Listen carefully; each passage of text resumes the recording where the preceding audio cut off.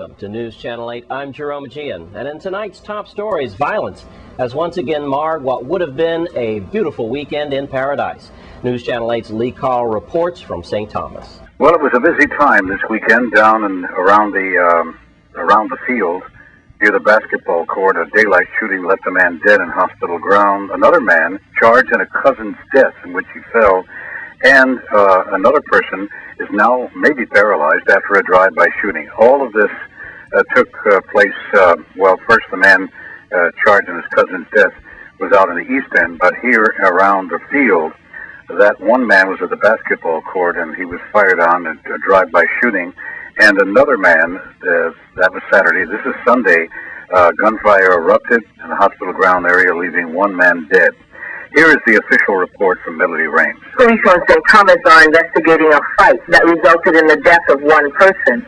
According to the initial report, police received a call just before 11 p.m. Saturday, April 4th, telling them a male was bleeding from the head and not breathing. Police and emergency medical technicians responded. The investigation revealed that two males, who are reportedly cousins, were fighting in a private residence in the estate Anna's Retreat. During the fight, the victim fell and hit his head. The victim is Ernest Oliver. He is in his late 30s, according to police.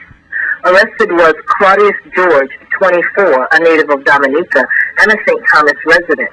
He was charged with manslaughter and held without bail pending further court action. The case is being investigated by the major crime detectives.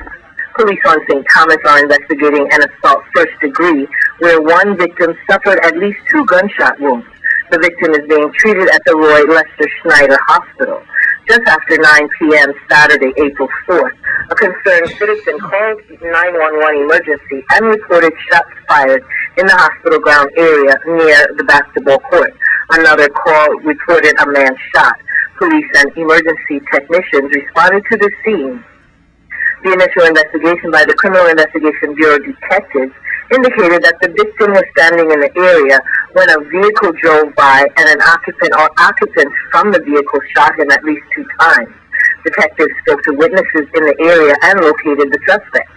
Arrested was St. Thomas native, 32-year-old Kareem W. George, also known as Squeezy. George lives in the Loveland Apartments. He was remanded to the custody of the Bureau of Corrections pending further court action. Police are investigating a homicide that occurred Sunday afternoon, April 5th. At about 1:15 Sunday, April 5th, Emergency 911 received a call reporting shots fired in the hospital ground area of St. Thomas. A subsequent call to 911 reported that a man had been shot.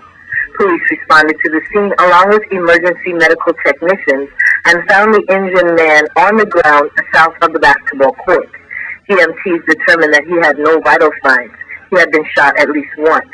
The victim is 39-year-old Cedric Rouse, a St. Thomas native. Police Chief Rodney F. Carrad Sr. said there were numerous witnesses at the scene, and major crime detectives have gathered evidence and witness reports. Carrad is asking anyone who has additional information to call the Major Crime Bureau at 715-5522 or 715-5514, the Chief's office at 715-5548, or Crime Stoppers USVI at 1-800-222-TIPS. Interestingly enough, the situation with Cedric Rouse, was the police commissioner said that he had was a long criminal career, and people in this area had said he was trying to turn his life around, but had been involved in a number of other incidents some time ago.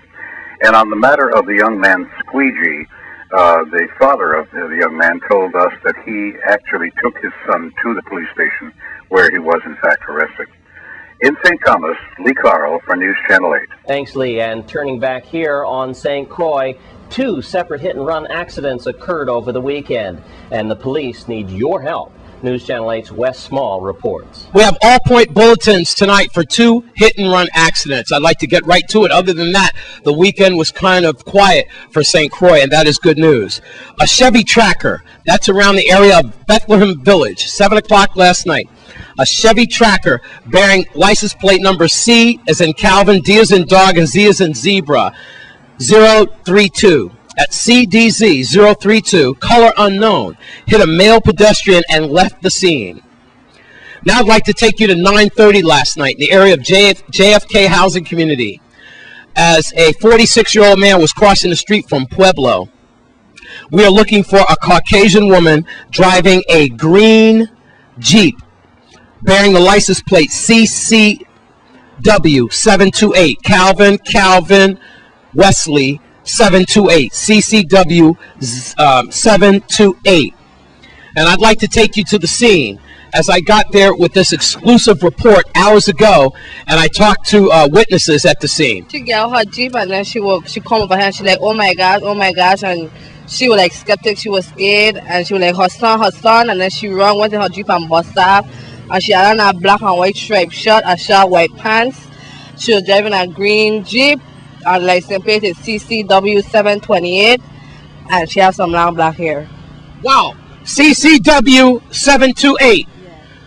That's pretty good information. So if you see a green Jeep with those license plate numbers, please try to call the police. So far, that's all we know. Do you have any information about your friend? Is he doing all right today? Have you talked to him in the hospital? I really don't know, because I went to talk to his sister. But his sister looked like he was sleeping. Again, that license plate number is CCW 728, a Caucasian woman driving a green Jeep, all right, who supposedly got out of the car, checked on the victim, but then fled the scene. Now, if you know anything about this situation, you should call 778-9757, 1-800-222-TIPS, 1-800-222-8477 is Crime Stoppers. You can call 911 or from your cell phone, 772-9111.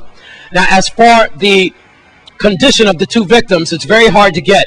Ever since Rashidi Clements left as spokesperson of Juan Louis Hospital, we have gotten no news from Rael Saki, no news at all about information on patients, victims of crimes or accidents like that. And that is a serious problem for media representatives trying to get to Juan Louis Hospital and information on that. So I don't know anything about these two victims, especially the one in Bethlehem. The one we believe at JFK is undergoing CAT scans at this point, and we certainly hope that both victims end up okay. Again, we're looking for two vehicles who got involved in hit-and-run accidents last night. If you know anything about these hit-and-runs, then you should call 911 or 778-2211, or you should call Crime Stoppers at 1-800-222-TIPS, 1-800-222-8477. I'm Wes Small for News Channel 8.